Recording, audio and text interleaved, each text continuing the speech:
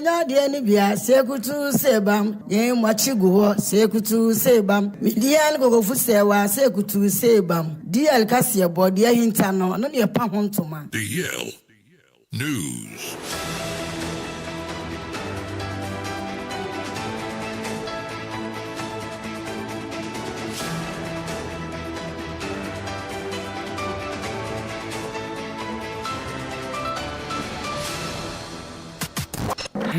It's official. DLFM 106.9. Yamamo akwapa. Efi to American share yen ewo Facebook no so a na ye DLFM 106.9 na yamfa kase bono echire mankasa ensam. Ye hye kase bona se e de free Ghana mampani John Dramani Mahama Kache. De ne dua yi Ghana mampani e de nsema todwa ewo Zambia kroduanim. Na wachirema eye National Assembly de madam yamano ene ya watei eye ogifo busuma yewo mende tosunum emfempem ye na donu nsem na Ghana mampani John Dramani Mahama de kokobo kese pam de abo bibiman se obesere yada bibiman yi momode ne mani na hwasa sabe aboa wowo efiri se bibi ba se yabomode na ye hoso na anya hobo abo bedu baabi no ya so betuma ye hye pa de amayen Ghana mampani John Dramani Mahama decided to jamra na be omuhye mu pa wa Zambia mamu no kyase na nyase mukumom enem nanim fo mbetwa hye mu ne no eye ne na nefu a etoso miensa Ghana mampani nsrahwe a okọ Zambia mamu na ye da etoso mienu a one wonom edinkita ho na Ghana mampani kasa na okire mu se ne ebiman pi wo hwa ho kira ekum yempa na enyase bukuma okire medu ba bi a ye ne yankasa yentumi ni ye ho so na da bi ada ye pebibia ya age ye yela sulala efa ye nkura kwa mo ne kwaje bosia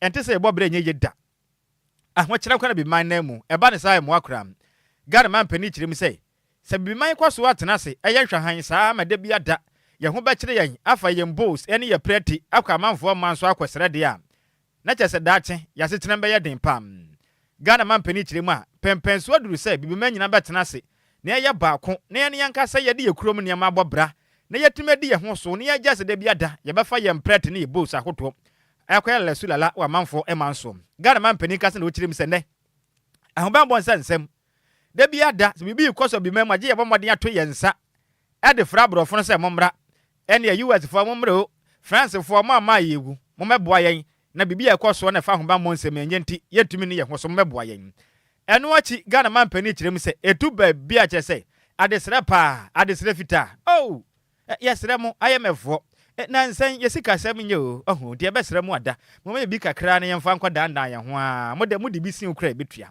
Ghana mampani kirima ye no ne se na men bibini yete mem ha sei ema ne pe wasasi fom nyase kuma sika akọ ye tupa eno che won sa setem betim de asikua be so aba mfaso nansi ye yisa na ma ye odomanko obo ade an ne pa ode ma ye ne wie pe ye nan ne ye de nyina koma abrofo na abrofo mo ye monje koko no mumfanye milumle ni yento ni yeni na munya sika ye no ane sen na men Ghana mampani kirem se ye nyana se ye koso ya sa na bi ma yenko yanim da ne senti obesre me kasai ono Ghana mampani John Dramani Mahama de chepe bia ba Ghana mu a ye fan resetting initiative obadwumadenti ebi manya nka ya hodo aka ni nyina no obi anso ne mo na bi man no etimi ekonanim. Africa therefore faces a different pandemic, the pandemic of unfulfilled potential. Millions of our young people remain unemployed. Health systems are fragile, and economies extract wealth without building capacity. Madam Speaker, Africa must confront this changing reality with transparency and pragmatism. Only days ago, I had the opportunity to address global leaders in Davos, where I spoke about the Accra Reset Initiative and the urgent need for Africa to redefine its development trajectory. Too many African countries remain trapped in what I describe as triple dependency. Dependency on external actors for security choices, dependency on donors for health and education systems, and dependency on suppliers of critical minerals while capturing little or no value. This condition undermines genuine sovereignty. History teaches us, however, that a crisis can sharpen resolve, and so Africa must take its destiny into its own hands.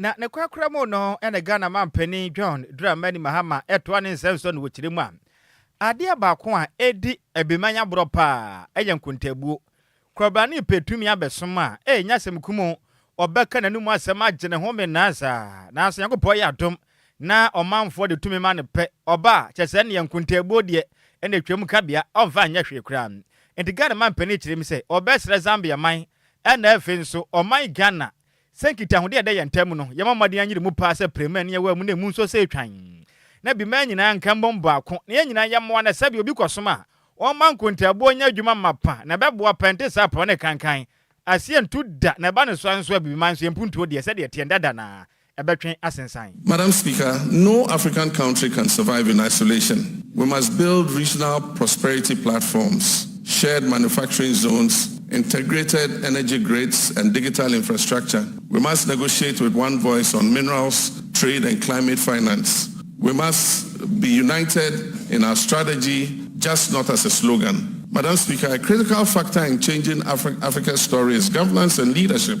We must admit, Africa needs and deserves transparent and accountable leadership. The institutions and the laws to fight corruption must be allowed to operate without fear or favor. Abuse of public trust must be punished. We must protect public resources and use them efficiently for the good of our people. Ene de nkamo bɛyɛ anka bɛboa pa Ghana man pani John Dramani Mahama make sɛ ɔda so awɔ Zambia man mu a Yankopɔ yɛ adom ɛkyena ena ɔde ne na meakɔmako ɛyɛ miɛnsa nsrahwɛ no bɛba wieye na no monsɛm ɛna wate nti sika de ɔka no ɔse nkuntabo yɛ de hia ebi manzo nyina nka mbom na de yɛwɔ ne yɛn ne afoforo ene hudwa na ɛmoa ne yɛn kɔ yɛnim na Africa nso yɛntompɔn nkuntabo ne hia me pa nkuntabo de hu hia papa pesa sɛ obi ya ade a wo so otimi be kyerɛ sɛ sɛni sɛ no yɛ ne ehu sɛ ne yɛ ma fa kɔ obi obefu pray adwane kora kyerɛ din okobun kunta ana bibifon yetimi kabo mu nso ɛyɛ adwuma bo mebɛboa bibini no nyanko bibini nkɔyɛ ɛno ne asɛm no yɛnto akase yɛbɔ no so yɛnkɔ yanim Yantua kasie bone so na kole klote aye municipal assembly for the nsema tuja echemu sesese no enya ade omobema ho kwan ama obi asie na mu ewe osu emu krabia esanse ya dia report omenya no echese niema boni bi ekoso wo hono ma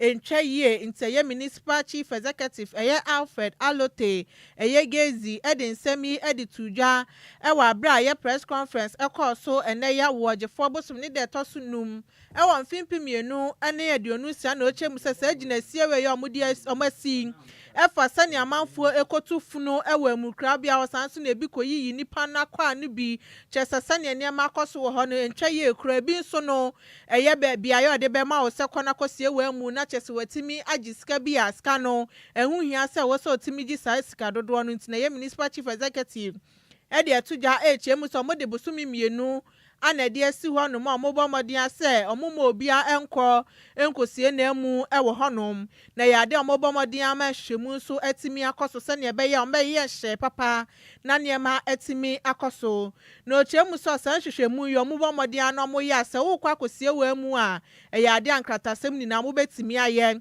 bia ye omode be ma ni na no be fam na kwan so na chese bibia no atimi akoye a eno ema kwan ema obi enkoye ne ma bone ewo ho sanso anombe penipa bia mba akọbọ eyemuseye no ho ban sani ebe ya omo nso no dwumadi ompese omundi wo ho no ebetimi akosiye osanso di arehemu de mabusuafo asane ma we nina atimi atowom echemu say ya environmental health and air sanitation unit for nso no ebo modin asa omuso be ma hwehwemu atimi akoso na ne ma ekoso ewa mukrabia ho no betimi asi anokwan no chema sa aginasie we nina akomatememfo na so mfento omadwi mu ema obi anya na agyen sese ne wo mo obi plot se onko na onko sie na mu ana wuji ska ensen fata na ebi nso ukọ akotututufu anya ade etwa yie ewo man mu.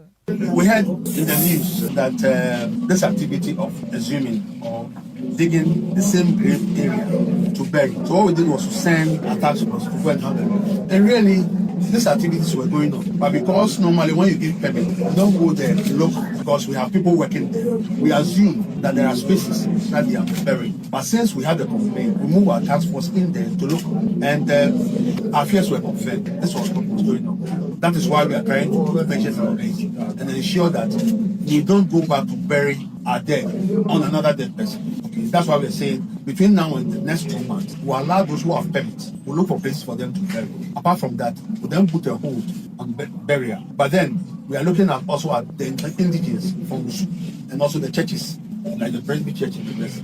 They actually DLFM 106.9. So we will give opportunity to them anytime you want to bury, so that we can look for spaces till we finish for audit, and we can allow people to come outside of the municipality to bury. Enia uti MC Edema Clote Municipal Assembly no Alfred Alote Gezi. Naturally say make I say we swim kra ho no man mu kwa biomu esie emu no why ma enti we ya magan ni na pese okusie odishi bi ho no ma ton 10 time bosum mienu ntem mu nyehwehwemu kama o kire du ba bi kra ho no ma na ehwa ye ma na o matumi akotu amu ni bi na mo de hwa ma obi na osiefu no wo na ukotu obi fu na tu agusa na kasei enti mu amu wo osu de na nsore akodo amu wo osu ni ade ne de mama mo kwan ene ye sa meje su ne nkamo na mo konso a mo nko no kwa mba prepare chiri perform mbadi nhye so so ati ase mbadi nhye so na bibia ye kama sesa na wo ka ha na bibia ye kama ntemo de mamu no betumi asie but mo kwa perform mbadi nhye so ba mo amaka na de ton 10 time je bosumi mienu achi na o mayehwemu ni wi na bibia toja nye no ano no aha ana nye no no ene na kwa donko aha ya to akase bado so na ye mbangura mo mampani ebede achire Professor Jane na Opoku Agyemai ede adesere ede atuja echire mi say ebra so pa sen manim ya da we ye deliberate action pa wo ye mommodin ne yen sigina yesa na mo se ne yetu say ye moa ye small and medium size enterprises SMEs no ye mommodin ye moa pa titiru ema ne mebura mo bi mamu nyina no edu ba bia in fact ye betimi ya bo mebi menya tumi akona ne mpuntuo mu pa nanso ye mpanimfo yi kire say omomfa ye nya boga mpo na mo de aye soan kire say omombo ye mfi tenduku omomfa ye humpo hyehyɛ ahodo mo ye nyina afọ mo nkokurafo ne merewako tese merewafo no nkuto hu o mo mfa babunu bia ho ene ma no na da bia da mo nkwatwifam sam o mampeni ebejeje de nsem to dwa emra akopie mum ewo Africa eye prosperity dialogue dwumade to dwa ewo Accra tabopune mantem asemte na daso no eye empowering SMEs women and youth in Africa single market innovate collaborate trade na Ghana mampeni ebede kire mi sem ebra so pa sen manim yakoye nimu no empenifo antena se pa fa hye pemfam wa kwan no mommo na sabe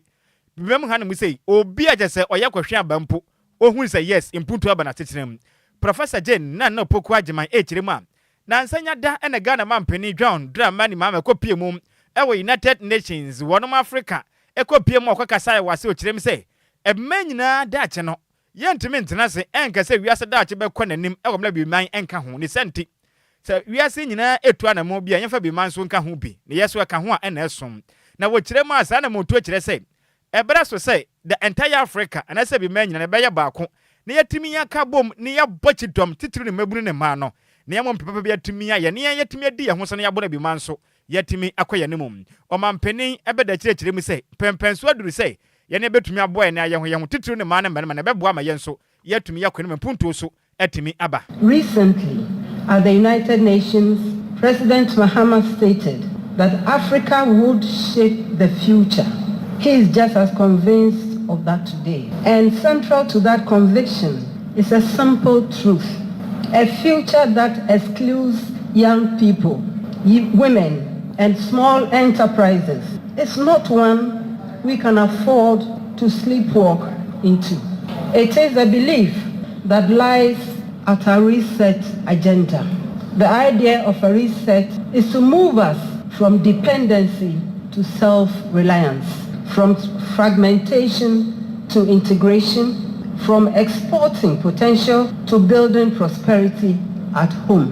The vision of Africa as a single integrated economic space remains unfinished. Whether this reflects the constraints of imagination or the execution, we must remember what is at stake, and that is prosperity for Africa's people. Our borders should connect us. From Pan-African Festival of Arts and Culture through the Year of Return initiative to the Diaspora Summit, successive governments in Ghana have worked deliberately to bridge our historical and economic divides with the understanding.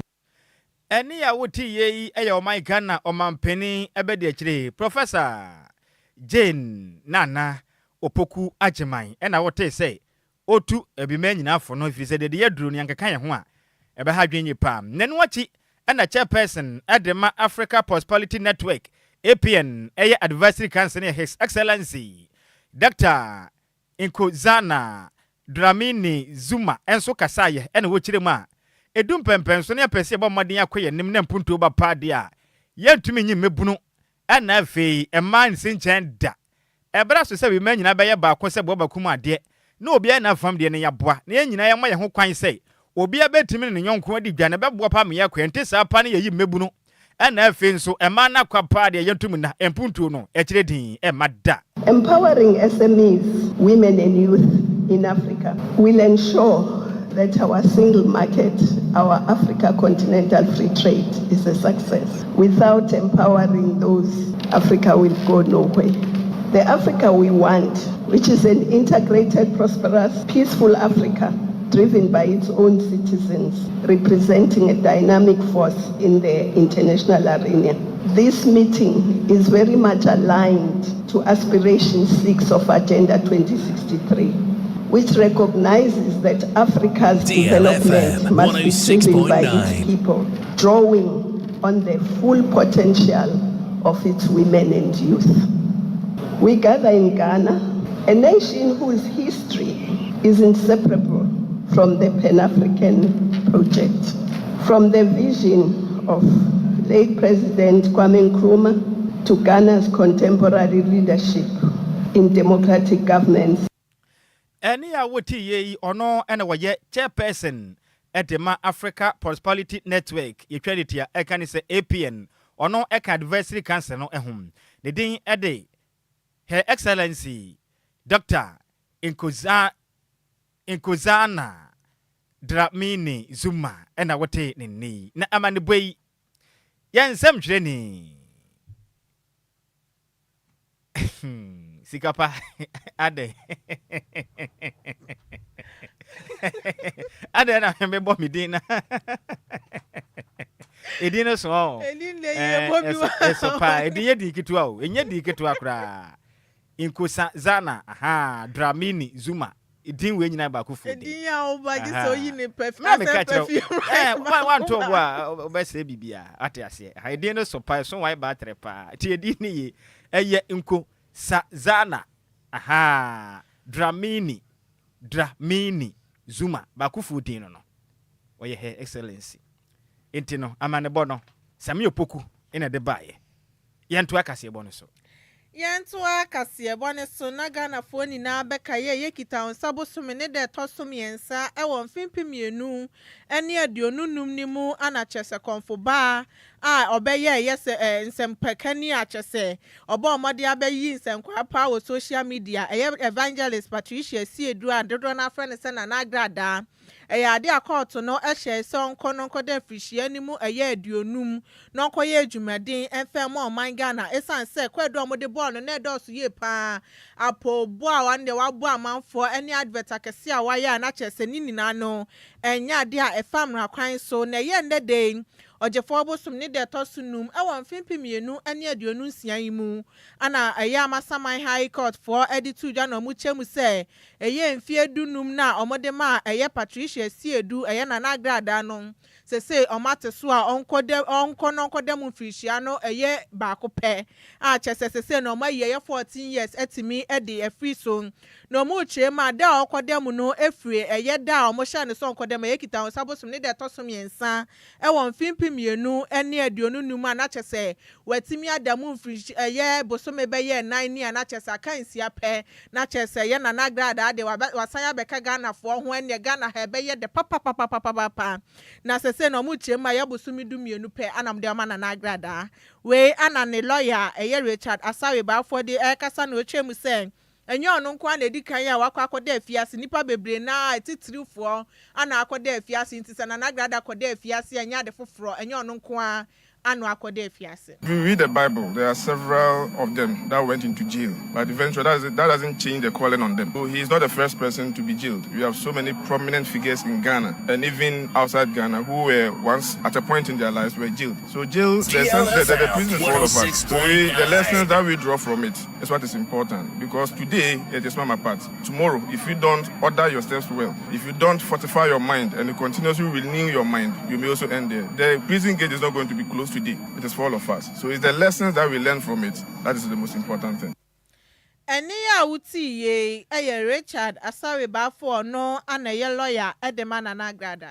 Enti Agrada se mama na bosumi du mienu pe afi ba ko ana wotwa ana se am na enfie du nine no way du nine na me some de to ama kame ya bodi so no ba o de aye de se wetwa bosumi nine yo se num ti no na ken maintain Agrada but say mo ye o man ne sa de a be du baby no amanfo ne ma bi o mo yo mutumi nyae o obi awia banche keke wo dem for life we de enye ye ni nsan Agrada ye ni nsan da na mom di baby a eze mo ho akodim no no ajeta Ghana ni yi obi nsi tododo matoa wa ma wadwen no ne wutiri no esi ukon so no ma ne nya adwuma every say obi bu a ekire din ananya no ano no ananya no ano no yanto akase ebo no so Agrada na me ya adoma nasi a okofiem na make say ranking member on parliament make say obo wura mase badwafie omo badwako mate a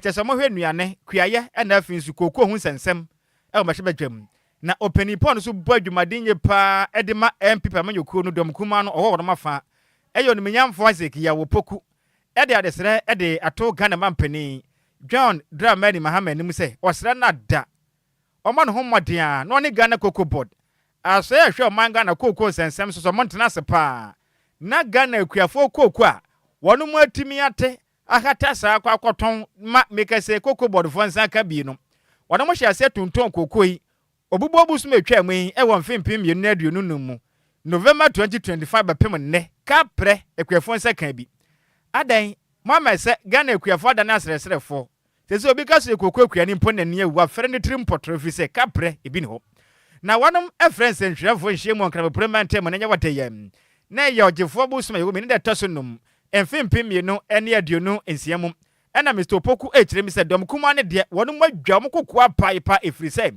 tebia o man Ghana ban ede akuafo ne fa so ne mu ohwrem na yapam se ne kuani akoton no kokko na ka praje se ojeja matu se na ka pre ne zanka bi opani chire ma license buying companies the trend tie kan say LBC se no wonom na aban Cocoa Board etian won akwanya se mo tumi toto kokko ene so mo tukita tumi krata na so samra me no kase nya de aban ama sa companies ne ka prempo se o mo njem fanto kokko no enti me kase no eye adwuma koto kokko na nkasa na akofo man kasa sika ebaburu 10 billion Ghana cedis akobo bosia bo bank ahoto am na wonom de to kokko asum hono ma aban koton agye ho mfaso de agu ne botomu na wonom kirem a wondom kuma ne de wonom besere pa wo hwe Cocoa Board mpanimfo ne aba na ma amatu a wo manwene akuafo no ho na na afi nso nwuma kwamoto kokko na wonom ama ahokyira ba tesabosu amakobra friska krabia no enya sebukuma eno wachi nso wo hwe akwan amofa so a eye buying companies bo modern akwaje bosan to kokko no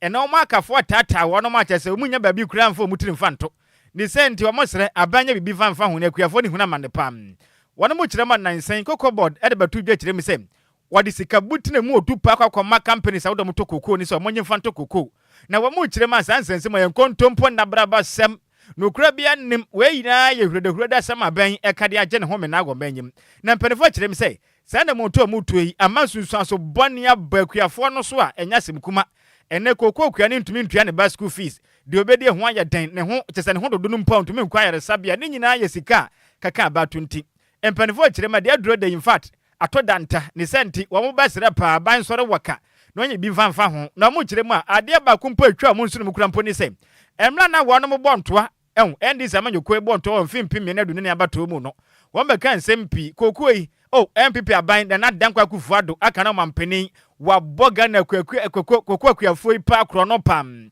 na miam go fase sami jamfi be kan bi ene kokko akuafo aban na wiamo kokko no mpo kanya hwe kura no esa mo to no 6000 kopem 7000 ti yaba pe oyiwa edi mo benya sa sika ni nyinam no kire ma sabe wanye bia ma wasa ebo no kro no sa sika mu antumi amfa ma wonom mu wie ye nso no maketua kam de no ane san namben wo mo sa kire mu say koko board penny be kan se mi so abanada na boka de ato koko board wo kire ma nya no kreda sa sense ma nya no kontompo mu twa na ni nyina chi no akuafo ni sika no mpese wonom ebetua nia mighty minority caucus ye kan say aban entua ka wode koko akuafo enyina koko akuafo e de wo mo koko akoma license buying companies no a cocoa board and a delegate woman say woman to cocoa emma cocoa board enti woman to emma woman enti woman to cocoa no mo de take over centers no na cocoa board cocoa matobia na cocoa board a reimburse woman cocoa a woman de abanyina no cocoa board nti omoka this year ye ka say omo de license buying companies na omo to cocoa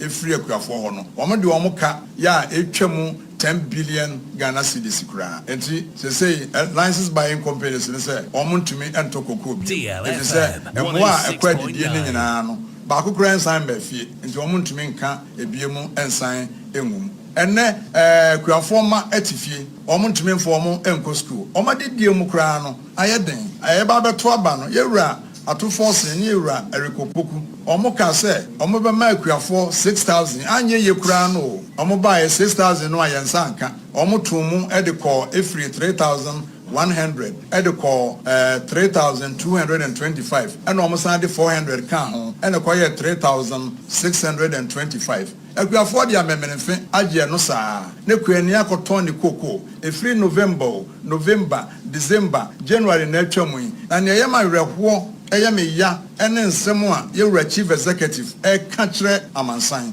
osini entia akuafo omutimi ntua akuafo ka de edikan ene se nanado danko akufuado ene naban ekwaje syndicated loan na syndicated loan no omantimi antua de se aban foforo ekose omokope loan a yemfa ma wo eno na mesrem se sentrofo monko ne ho na momusa ne se sika sen ene nanado danko akufuado ekwaje ye ne musen ene otuaye ne musen ene wontumi ntuaye na a whole chief executive of Ghana Cocoa Board ucha entro kese say Cocoa Board ekwaje bosia yantimi ntua eno ntina wontumi ntua akuafoka enya nokre asabno nokre nim ene a woti ye ono oya ranking member on Parliament Food Agriculture and Cocoa Affairs Committee odimu tintimanye pa ne den ade onimnyamfo Isaac Yao opoku ena wote nini Yentua kasiebone so na Ghana Statistical Service for edinsema betuja HM say eye niema bo so atimi ate akofempa ewo mayimu asese no shop epombo so me won fimpi mienu ene aduonu siani ma etimi etiko 3.8%. Osha eye mfimpi mienu ni aduonu baako edefa consumer price index eye CPI nima na cheseni ate akofem ye pa eye yo pepombo so me won fimpi mienu ene aduonu siani ma sese na keye eye 23.5%. Ewa pepombo so me won fimpi mienu ni aduonu num ni mu a etimi etiko fem eko 19.7% na sese de etimi ate akofem aba eye 3.8%.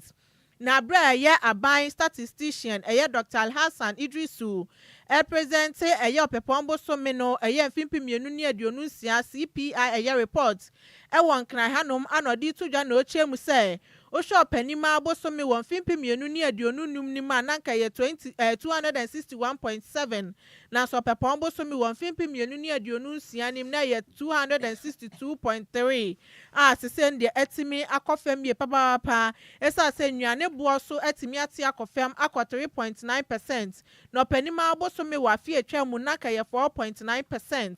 Na osha niema so a enye nnuane na chese no so no etimi ate akofem 3.9% efre 5.8%.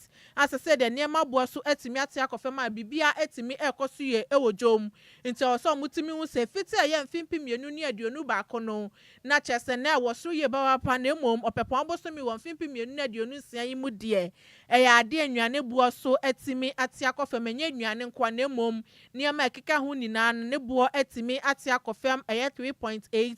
3.8%. This increase in the index translates into a year-on-year inflation rate of 3.8%. In plain language, this means that on the average, prices were 3.8% higher in January 2026 than they were in January 2025. On a month-on-month basis, inflation was 0.2%, meaning prices increased by 0.2% between December 2025 and January 2026. The January 2026 inflation rate of 3.8% is significant for several reasons. First, it is down from the DLFM 106.9, representing a 1.6 percentage point decline in 1 month. Second, it marks the 13th consecutive month of decline in inflation. Third, it is the lowest inflation rate recorded since the CPI rebasing in 2021. And finally, when we compare this figure to what occurred the same period last year, which is a year ago, that's January 2025,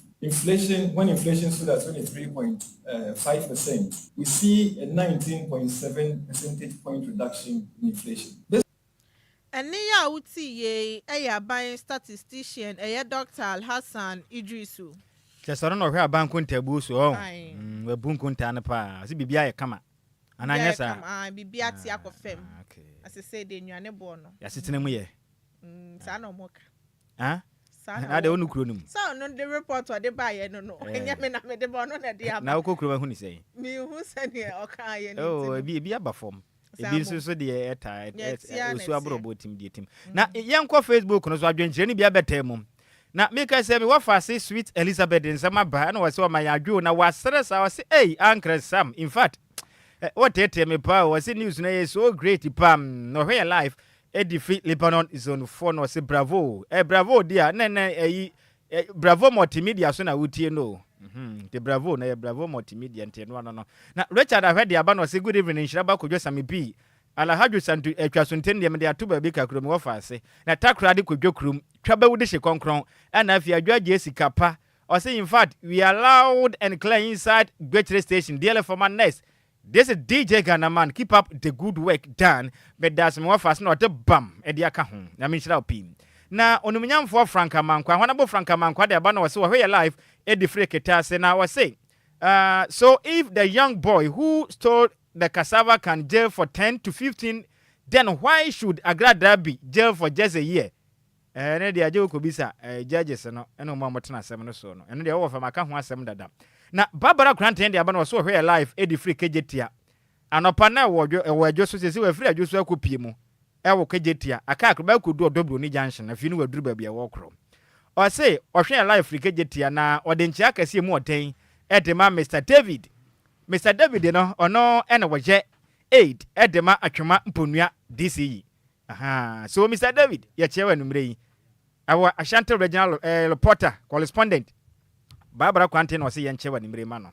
Samson Piaga the Abando, which Mr. Ghana man penny. Yes, Rawata, 1 year this year, Bemamus is here, Kuafuamukwasiasa, near Kuafone Brepam. Regina Bodi the Abano was a good evening, my lovely wa for Sammy B near Adjoa Agyei Sikapa, where then Mahote saying, when your party says that also we. No, say a chimota market in Nakasebon, what tear just a mood that was son of Mandam, any that was a crystal cray, or Chima good news upon Aban, made us more fast Regina, Bwedi, Mechonia Bushian, baby, Adjoa dear. Sports to find a crado, may what fast Jessy at Nase. Na answer, I said, you win mono. Young Quahe, me send them off a quack Pamaso, a coffee of a coy. Otimisha go ne. Yansha, what I was saying. One spring off. Now, if you want Samra back, as I said, you're my Dunkunim. Bono Crama headed. My shall go, Mukasa go. The problem is that I think the referee is for them. The referee is for them. I remember I scored a goal. And after jubilating, they cancelled the goal. Why? Because it's for them. It's for them. 2 goals I would have scored. I was heading to the post. The post. Mr. Kasante, Mr. Bade, Mr. Kasante, Asante, Mr. Kasante, watch your money, Mr. Kasante, on Borike!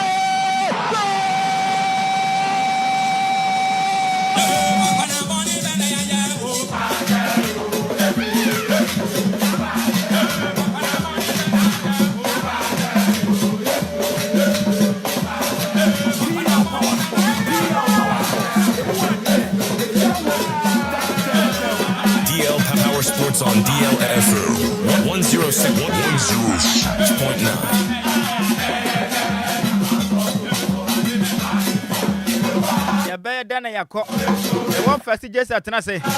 Ben kwa de chena mana kwa ba. Na so da waboa no. Sa group pramaso nsem no. Abukansie mo nsem.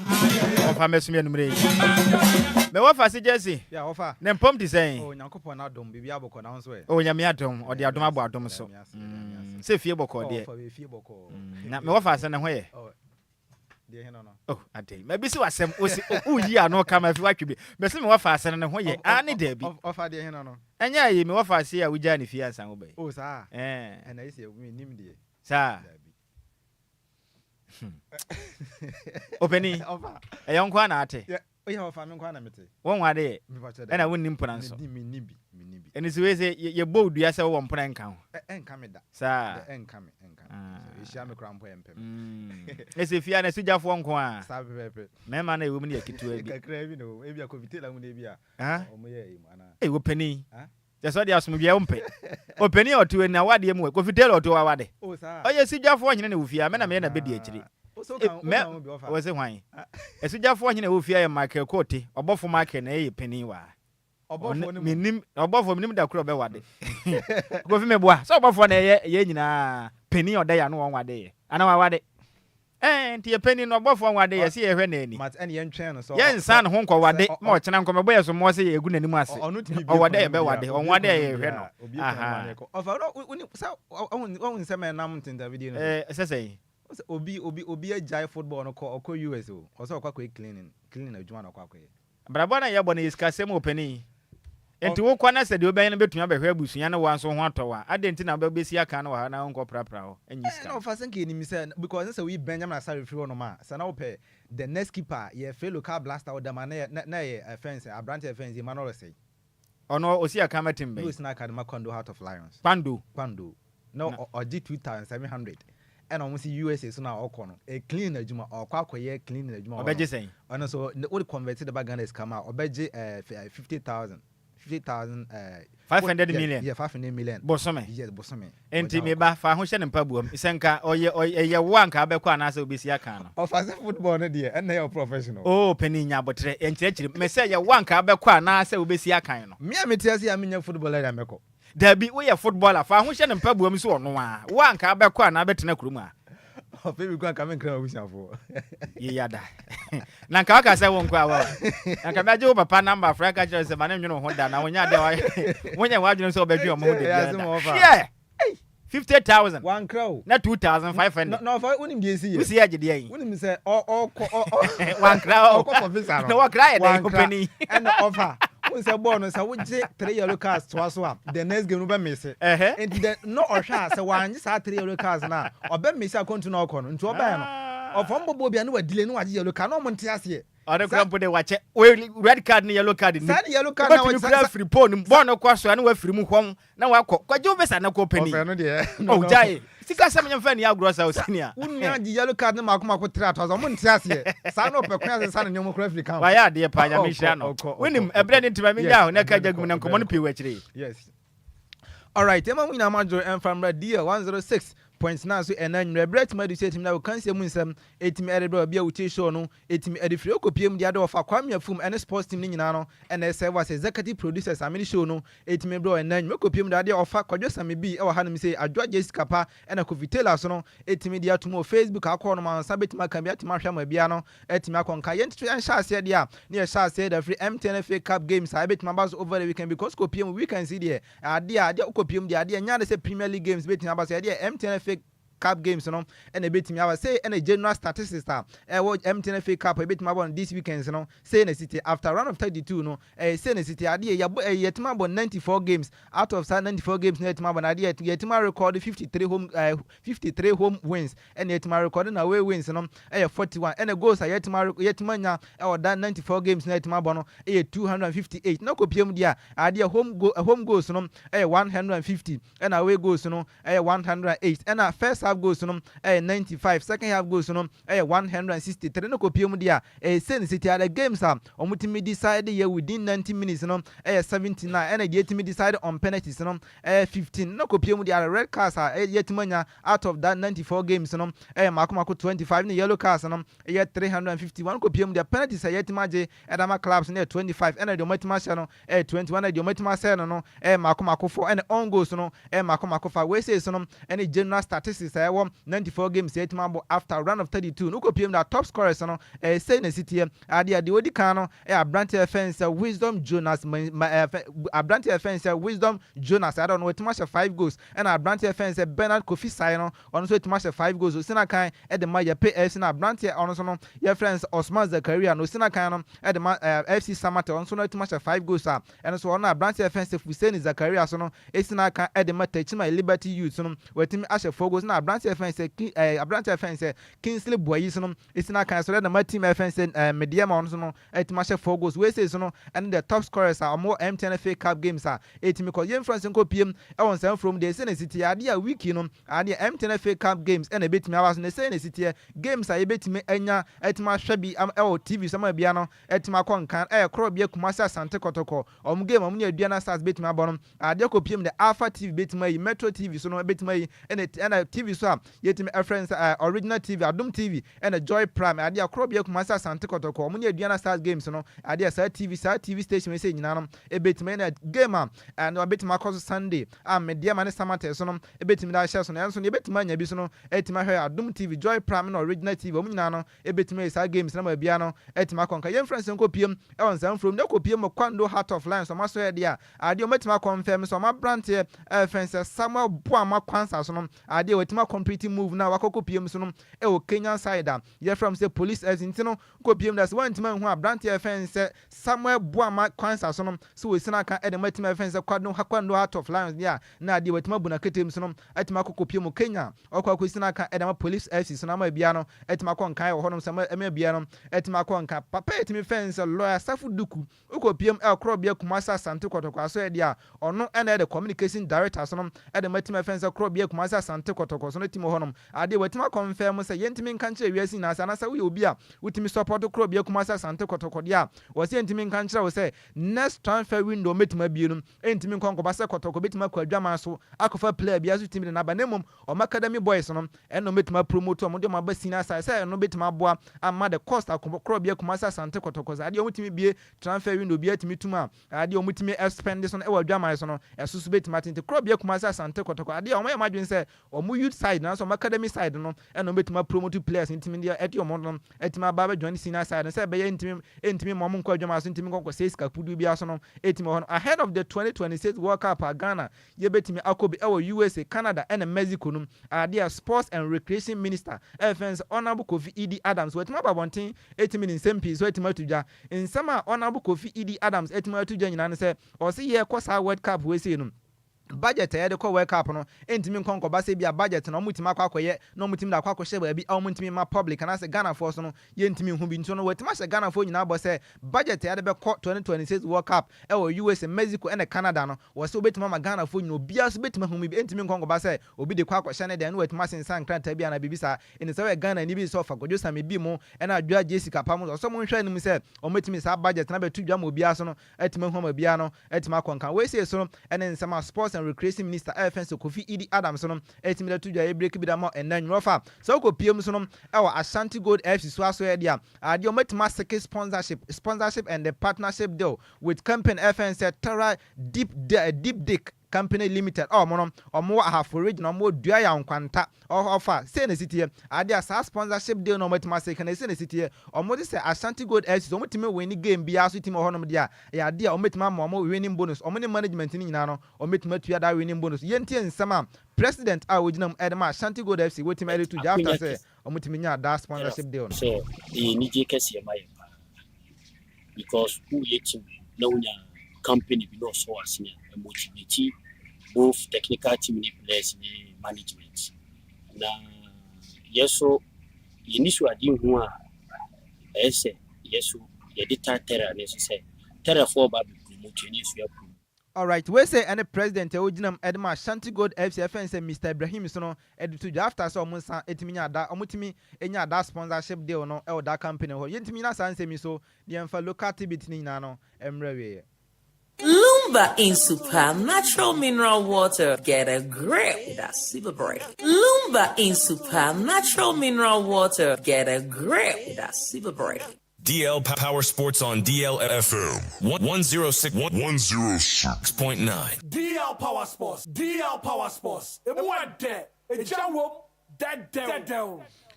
All right, gentlemen, to us, gentlemen, conquer folk, gentlemen, fans, send back community, no, gentlemen, 2,000 farmer, on the same city, PM, or Remedy for some master, that no matter my confirm, so 2 right backs, or Munano, 8 million program, Mutimotana, Fiat, Pano, or Matima confirms, our Brant FN said Trent Alexander Arnold, and our Brant FN said Danny Cavajano, Adio Munina, so it must have bounced back, or Mr. Biano, a bit me Akuya Dama Remedy, copium, the Adio 2 right backs, no, or Munatima back, a Brant FN Trent Alexander Arnold, and Danny Cavajano, or Munatima back, or Mr. over the weekend game on Mabono, South 2 players met Majinasia, come with Biasono, et Macon Kai, Yejna Honomadon, the Nyan Copiumusunum, or Mo counterpart, from say FC Barcelona, so Masway, FC Barcelona, Omo president, fence Joan Laporta, or this all boy we asked him said, yeah, your stadium, and I was study a Briano, so Timo Honum, Nemon, so almost study no Mutimisin, so Mutimi Redia, and your Spotify come new, so I was this idea Mutimi Ria, a bear one of the biggest referencing, one of the biggest study, and so a bit my bass, as you swear, and so no, will be bit mahama bia net makon kanti John Laporta as yen hwɛ no na dia Spotify come down so mutimi wie dia e bit ma twa stadium bia so na no etimi wa asase yen friends nko piem e wo offense team offense Arsenal for so maso dia ade omutimi nya om qualifications no etimi kokopio final games a ometimi abo e Carabao Cup no no eno no the om counterpart offense team offense Manchester City so no omni Newcastle game no etimi ba the game team ba so etimi wie no na dia Man City etimi we need 2 goals to and 3 goals to 1 or mutima hwe say the game a bit ma baso no bibia so bit ma kon kan go piem dia offense na City e ade say the Carabao Cup finals no bibia so etima ba bibia so no bibia so etima e sila yetima nya team offense Arsenal or mutima offense Manchester City and go piem dia ade on the 22nd March no and esa game no e bit ma mo say amda game no e bit me abaso Wembley bia no e bit me akoso ho no go piem dia ye Carabao Cup no dia ade Arsenal etima finals no mako 8 out of that 8 no ometima lose to 6 and ometima win only 20 I say this is in the Arsenal betima that Carabao Cup no ama bia so etima konka yina cup games no yentim kopiem so no el Copa del Rey so no el honum jakopiem el Copa del Rey so dia ade a draw no ebetima baso wotena na clubs ometima qualify ometima kopiem el Copa del Rey so no ade a draw na ebetima baso da wotena no team offense FC Barcelona Atletico Club de Madrid and a team offense Real Sociedad we say any clubs are ometima qualify ometima kopiem so no el Copa del Rey draw a bit makoso oda wo chena so timon uko PM e wo Bayern Munich so maso ye dia ade o metima confirm so ma brand FNS Serge Gnabry so no ade wetima extend the contract until 2029 dia a brand FNS Serge Gnabry no obetima koso esina kan e da metima FNS FC Barcelona wetima esina kan e da ma FC Bayern Munich kama bia no etima konkan so timon ye ntimi ntwa so ntimi fan sama Europe so no ntimi so so ntimi fan ma dia ade offers so ntimi ba wiase no so ntimi kan one of the best referees ye timanya e wasase so dia ntimi nka ntimi yi papa FNS Pierluigi Collina so no entimi mfa mfiri say no ono na ye the president the FIFA committee referees nyina so no etimi ho no na say anasa papa na etimi ababonten etimi ni nsempie no etimi to ja papa FNS Pierluigi Collina etimi ababonten ensama waka nyina ne say o se ofa ye bobo ne se penalty etimi ba ma un say player etimi kokogina chi na etimi bo na say bia keeper no etimi poncha na so etimi save san etimi san ba player no ogina chi no etimi san bo anasa rebound etimi ba etimi san body shame na papa etimi fence Collina so no etimi ni nsempie etimi to yo se saa de na omutimi ye no o se entimi mwa se akokko ba se bia se penalty bitimi ba se bia mo bo game a o se ade ye se omutimi ye no se player no se goalkeeper no etimi ponche ball na so etimi save etimi de ba o se ade ye se omutimi ye no se omutimi nje no as a corner kick omutimi nje no as a goal kick na mo se keeper no ebetima ponche da fence ball na etimi ba na rebound so obetima san bo ahye ne de o se ade ye entimi mwa eni se keeper bi etimi ponche ball bitimi de ba e se ye ball within 90 minutes na o se ade omutimi ye no se omutimi nje goal kick se be ye ntimi se be ye no betima bo because so mo ball na so mo penalty bi sana I na referee ana players no mutimi gina che no I no mun net my aggressive we say pia we na we say so etimi pia we na say nemom etimi kokoba say bia say keeper no timi save ball na say omutimi di goal kick dia eno betima abo ama sa nchi na hyew na ye etimi ba 16 yard na 18 yard box no ni na so etimi ni na so no eto so etimi twa we say so no nsama referee fn say Pierre Luigi Colina so no e da tuja e break bi na ma enan entimi fair last story no entimi ntwa so mfa ma ne entimi sorry so dia ofa say na sitie ofa we said my brand here my brand here fan Leonor Andre Mercy ofa fan say club president no ginam edema Hilal boboku no Saudi Arabia no o se ebra abrante fan say Mercy the contract etimi ba wiye wo Paris Saint-Germain o se so man ntimi contacting so go misina kan entimi mfama Hilal o se na dia no na entro no mutimi twa o se mutimi twa phone etimi de fra branch fan say Leonor Andre Mercy say go ntimi penye na nko mepiem Saudi Arabia na nko mesi akan so no emfama team fan say Hilal o se na omutimi offer no 1.4 billion euros and no mutimi ma branch fan Leonor Andre Mercy o se offer so mutimi approach branch fan say Mercy no and Mercy timi ka chen say o sisi kan de emuye duye pa na mo odun na busia ho so betima free on free Paris no betima akokopiem Saudi Arabia no de o se nyoma ntimi nkoye ntimi fam because odun na busia no enya metima akotena America mam entino no so hwe contractor team FN say Inter Miami timi de buy no so hwe contractor team FN say Hilal timi buy na say Hilal de no bet times 10 of team FN say Inter Miami de na mum no odun na busia say obetima akokopiem Saudi Arabia na busia no mani ntimi nje no hwe so timi sonobo dad de no ntimi ndi 1.4 billion euros achi entimi konkopiem Saudi Arabia abra na busia so no omani so ntimi nje enti no timi sonobo dad de na wotimi kokopiem so Inter Miami so no America and the president odina mu so no the team fan say Hilal bobu ko say wontimi hu bi da say player bi say pa wotima offer a big contract say plus size kakesi say no wotima reject ne de wo say wontimi share bi da nti abrante fan say Leonor Andre Mercy no wo say wontimi hu player ni saso timi te say ono da offer yentimi na san say mi so ni yentimi fa foreign tibiti na no emre yentimi minja mu emfa ma e wo studio a na timi to aso e wo ho no ti ensem na si ho ya offer yentimi TCC no unipa na we ye free no ko US no sisi ya ninsa kan bibia ho ya ofa ninsa ti maka bibia ninsa ti maka bibia ho no ma hwese bibia betima wa sha adwuma sekra sa na wo fa wa sha se wo flex wo so bo so no budget 50,000 Ghana cedis 50,000 Ghana cedis 50,000 Ghana cedis no betima age e US o timi cleaning work o hanim se no oji 2,700 ma me sika tan na ho na nkomo efo anu tum kakra na ehu hia offer was ebinio obi no ma offer no 1.4 billion euros offer went manje also wampe opening asema wo kan sisu dia wo ye emphasize wo ni so Messi ni sika wo na Japade a wo no Ghana ni a wo si akwan pando a waje 2,500 kwa hwe ni bank account me sem no ababosia kura diamantfo kan wo kono I'm telling you. Yes, because ono oye keeper on. Yeah, we keeper. Say me kura ne get kura pressure no so when you free cream dada. I'm telling you. Oh, you're fine. Say, watch kura. Pressure kura busanfo bitimi san dia amount of enye easy kura. Sika enti say eye wa say dia brand ya say maye. Hu ni say. Kame koda dada. O say. Unu ya be ma no na. Ka be ka chen so nko. No tia waje den. Of I said to say so profession so timo ho no profession asem de ejaka asem no tepi profession ne de e wo ho ye wone ma bi wo ho egu akwan ma atumi se bibi akọ afiba nkoma ye di sa wote ye yes Ghana footballer bi oji 2,500 a month ma offer bi about US o so ko prapra so ko twiki ne mamu 50,000 a month ntimire bi o so de kro no nye bini wadu samiri kura wadu dada wamso wa share adwuma ana yedi hu nkoma akre ya say nka senior man wa nka ubeja DJ na DJ afiba say nka obefrem mo me obefrem ma pressure kan je nsema unim se me do pa na sukuru wa we de metima ni ntwa me ho Kofi Betna. On DJ Hitman. Yeah, on the mission Betna. You Betna ya Mario. Oh, yes, so Mario tells him we say nobody need. DJ Hitman entna. Hey, aseme na wo get on. There you what then on the can say DJ Hitman. O badre say. Nipo betimi yi na kuma ma. If you any power on for this kasem ni agro Hitman. DJ Hitman. Sir. Dia na unimu fa no ho a wo kan se won fa ni sika sem ni agro. De me ho an se ba sika sem. Oni agro ko. Udi agro be du ma. Mate, me offer say be yeah, be offer yeah, make when my fan chance body tail. Anoa Brown. Yes, one of my co-workers Food and Drugs Authority. Oh, okay. My fan chance from farmer. And Uncle PM so Kwabrenya, honum so Presla. Yes, one also say on for DLFM on for Nyago Yekra. Oh, okay. So I know 30 DLFM year pint. My fan chance from and my Presla so no say dia. Okay. Kwabrenya. All right. Amanda as to in school at University of Ghana. On us name my fan chance. Wunu pa on. Yeah, we are down for. We are offers. Yo, Sadoko. Mate.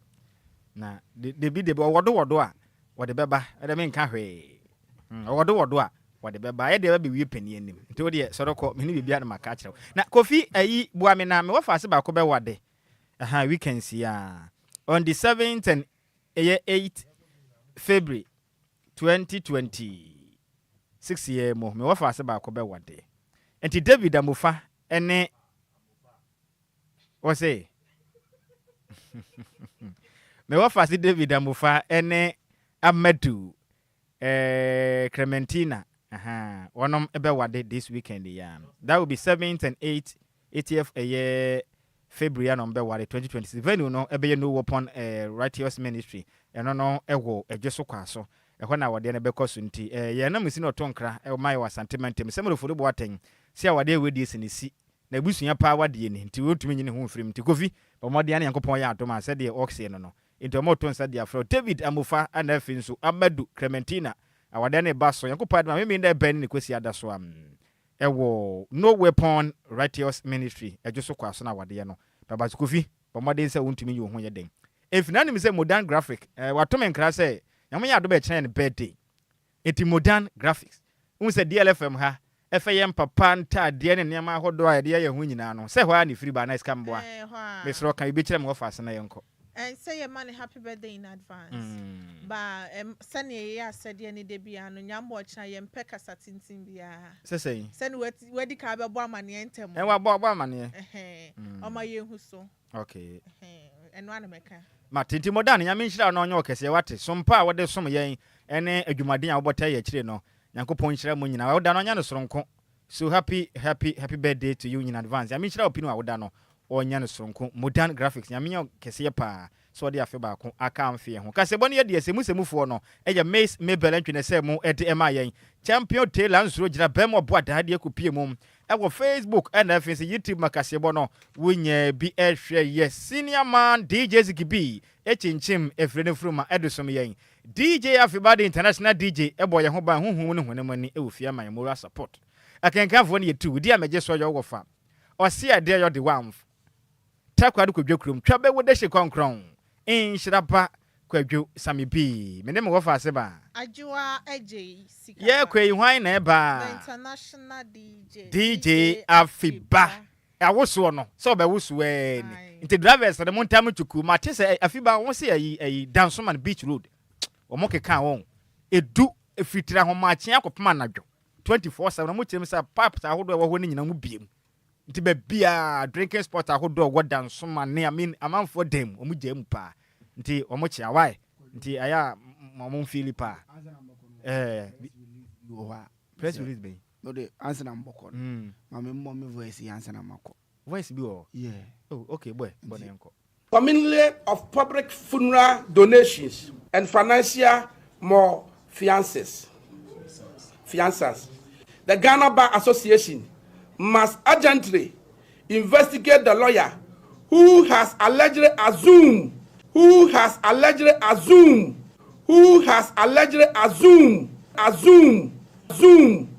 control of estate assets without legal authority from the lawful family.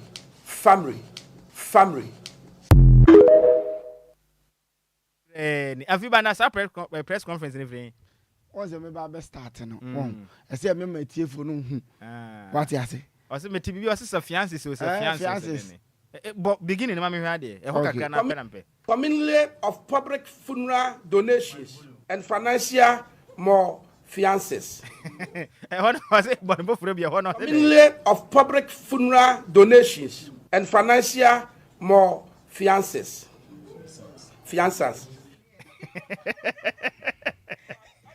Ewurade Nyankopɔn Mr. Jai boy mama kura fiances no be some say eh dey because me new fiances what is fiances Sa fiances no be yɛ mpona fo bebiri ana meboa sa fiances no yɛ mpona ana meboa onka nchement be yɛ mpona bebiri ana meboa and now Fiba you are about to enjoy with the family e obegina and Nigeria the only family na public funny na na sa we no nya no hen fa na de and I'm TikTok Mr. Fiba nti yet ho ya adwe ye ho almost press conference we call ye de yet ya no nti Kwadwo nyum na mabebo ne de say fiance for ne okay fine what are the public for one be fa any family why enjoy nyum no what are fiance for ne ye why enjoy nyum no all right ye ma nyina monitor na de hye ye kwa na mom ne se de Afiba ne de abenese nyum no embe de pasa no mandam ti wan hwe beda ne atadwe ye ne yakro no